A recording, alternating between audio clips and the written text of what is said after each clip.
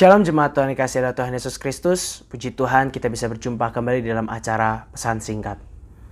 Saudara, kita jeda 1 bulan lagi kita akan merayakan suatu perayaan yang selama ini kita tunggu-tunggu, kita selalu nanti-nantikan tiap tahun, yaitu adalah perayaan Natal. Tetapi di bulan November ini kita masih berbicara tentang tema keluarga. Lantas saya berpikir ya, di Natal itu kan kita akan menyanyi bersama, memberikan hadiah, saling memberikan hadiah. Kemudian kita juga merayakan, yang terlebih penting adalah merayakan kelahiran Juru Selamat kita. Saya merenungkan tentang peristiwa pada waktu Tuhan Yesus dilahirkan. Maria didatangi oleh seorang malaikat pada saat itu, dan kemudian Maria berkata bahwa saya belum bersuami Tuhan. Bagaimana caranya saya bisa memiliki anak itu, padahal saya belum bersuami? Lalu kemudian malaikat itu berkata apa? Roh Kudus akan turun atasmu dan kasih Allah yang Maha Tinggi akan menaungi engkau. Kemudian saya melihat di dalam Matius 1 ayat yang ke-24, di situ dikatakan bahwa Yusuf akhirnya mengambil Maria sebagai istrinya. Kita akan coba lihat Matius 1 ayat yang ke-24. Sesudah bangun dari tidurnya, Yusuf berbuat seperti yang diperintahkan malaikat Tuhan itu kepadanya. Ia mengambil Maria sebagai istrinya. Di sini saya melihat adanya sebuah hal yang menurut Tuhan adalah penting, yaitu membentuk sebuah keluarga terlebih dahulu. Kita lihat ya, bagaimana Yusuf diperintahkan oleh malaikat Tuhan untuk mengambil Maria sebagai istri, dan juga bagaimana Maria juga harus menjadi jalan untuk Tuhan Yesus lahir ke dalam dunia ini, tetapi memerlukan sosok keluarga. Inilah yang kemudian saya pikirkan. Kenapa harus ada keluarga dulu yang terbentuk sebelum kelahirannya?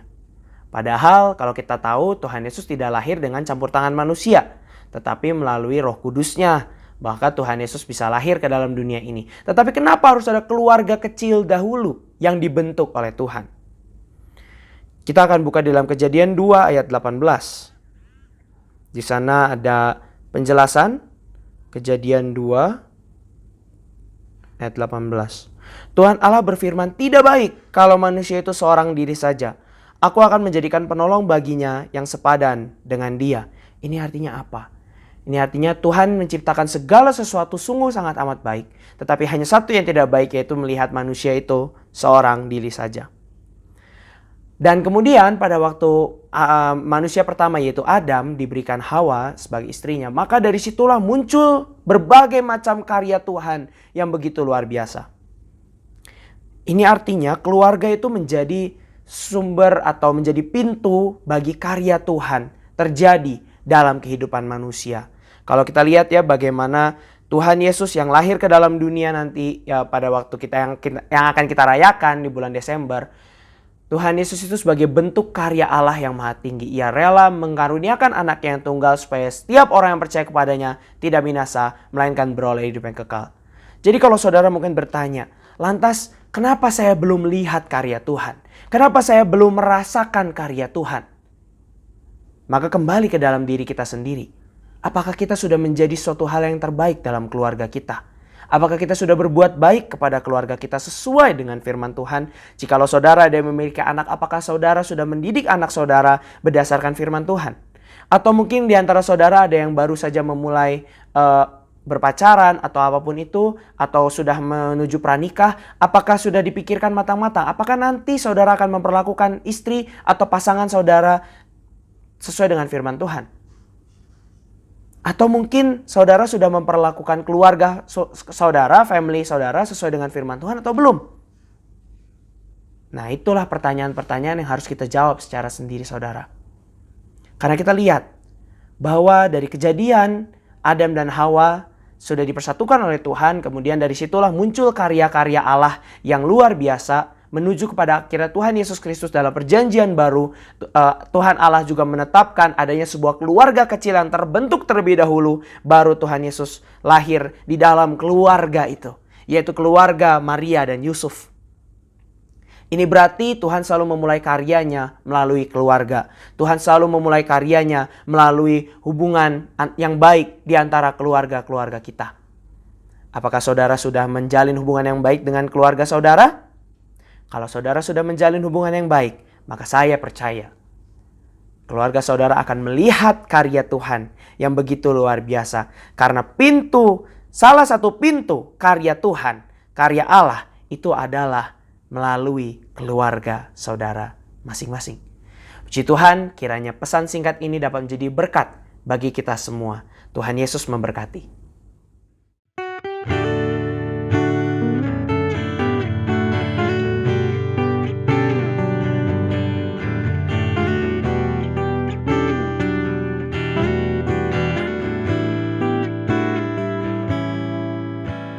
Kami datang di hadirat-Mu dalam satu kasih dengan bersehati, berjanji setia sampai akhir, mengasihi-Mu Yesus. Bersama keluargaku melayani Tuhan, bersatu selamanya mengasihi Engkau. Tiada yang dapat melebihi kasih-Mu ya Tuhan. Bagi kami Engkau segalanya. Gelombang badai hidup coba menghalangi, namun kuasa Tuhan buka jalan kami.